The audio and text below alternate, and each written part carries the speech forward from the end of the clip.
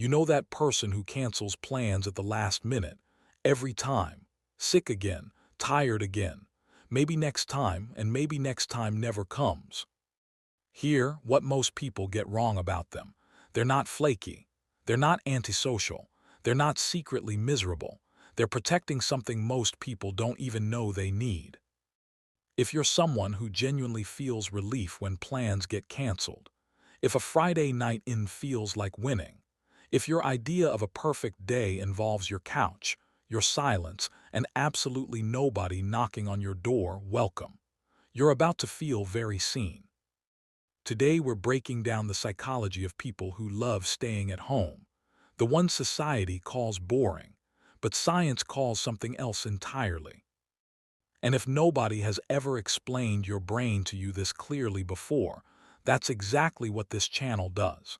Hit subscribe so you don't miss the next one. We do this every week and it only gets deeper from here. But before we get into that, here, what nobody tells you about people who love staying home. They're not the ones struggling. In a 2020 global study conducted across 35 countries, when the entire world was suddenly forced to stay home, something unexpected happened. A specific group of people didn't just cope, they thrived. Their stress levels dropped, their creativity spiked, their mental clarity sharpened.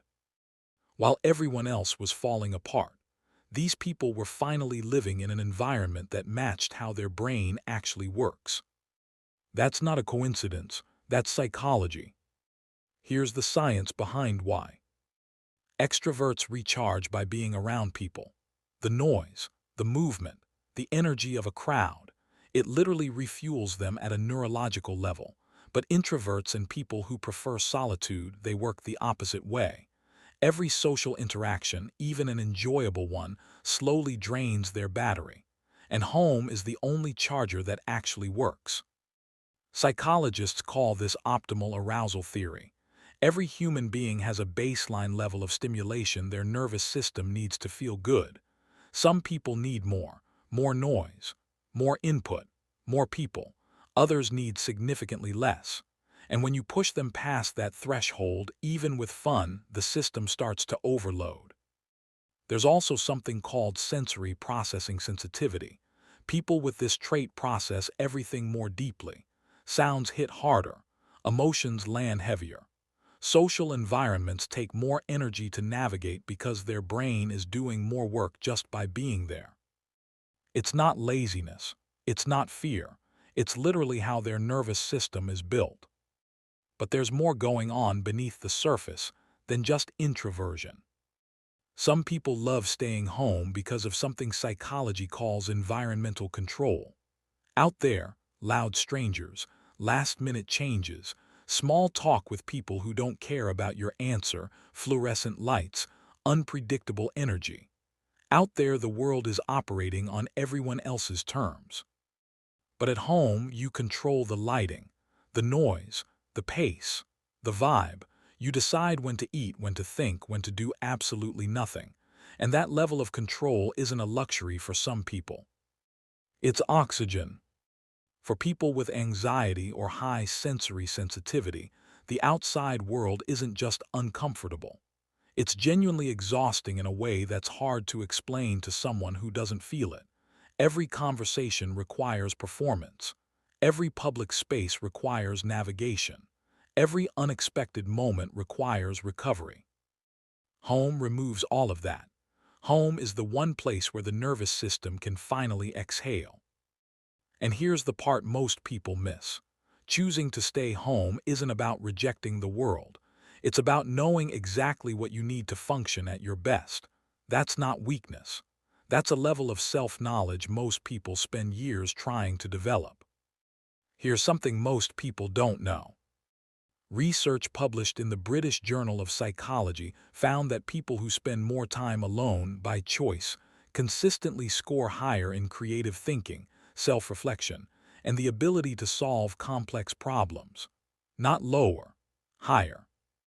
And a separate study from the University of Buffalo found that people who are comfortable with solitude show stronger emotional regulation. They don't need external validation to feel stable. They generate their own. Think about what that means. While the world is chasing noise and distraction, you're building something internally that most people never develop. A relationship with your own mind. A richness in your inner world that doesn't depend on anyone else to maintain. The people who love staying home aren't missing out on life. They're living a version of it that goes deeper than most people ever reach. If this is already hitting close to home, hit subscribe. We break down the psychology most people never hear about themselves.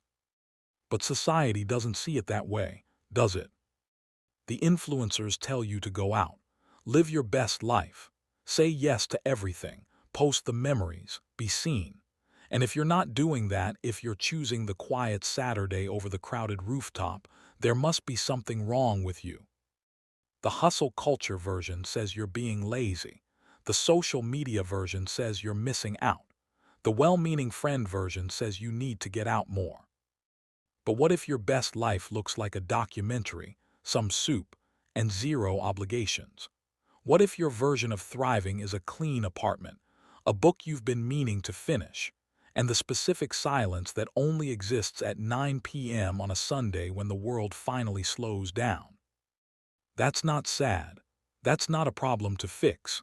That's a level of self-awareness most people spend years in therapy trying to find, and you're already living it. Now, there's something important we have to say here, because not everyone who stays home is doing it from a place of peace. Sometimes the walls aren't a sanctuary. Sometimes they're a hiding place.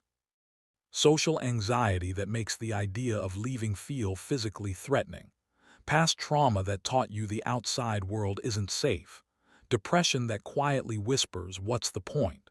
For those people, home doesn't feel like a choice. It feels like the only option.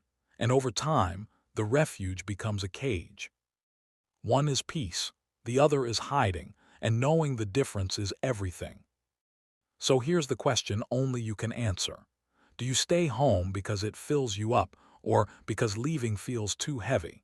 Do you choose the quiet, or does the quiet choose you because everything else feels like too much? There's no shame in either answer, but one of them might be worth sitting with. Psychologists call this low stimulation preference, and it's not a disorder. It's not a deficiency.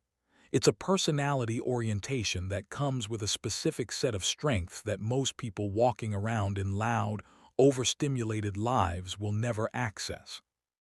And if you're someone who would rather have one deep conversation than 10 surface-level ones, this is you. If you're someone who notices when the energy in a room shifts before anyone else does, this is you. If you're someone who does your best thinking not in a brainstorm session, but alone at midnight when everyone else is asleep, this is you.